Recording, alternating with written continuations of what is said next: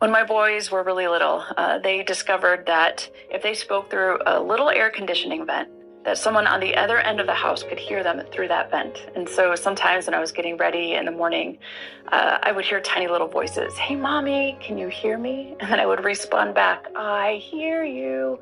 And then they would laugh and giggle, and we would go back and forth, and they were always so shocked that I could hear them. And I think when it comes to the prayer life, we wonder, "Hey, God, wherever you are, can you hear me?"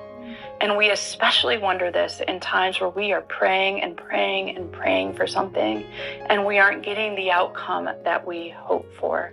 And yet, in our verse of the day, Luke's Gospel, chapter 18, verse 1, Jesus tells the disciples that they should always pray and not give up.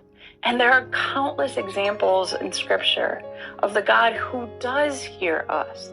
And so perhaps prayer is not so much about a transaction, but maybe prayer is more about a relationship and the grace of God that is bending our will into the will of God.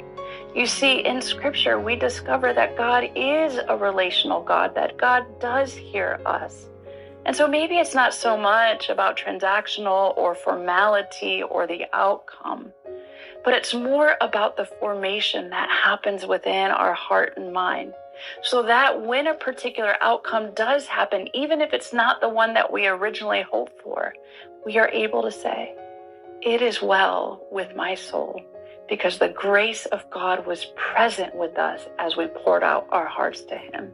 And so, friends, may God bless you as you persevere in prayer.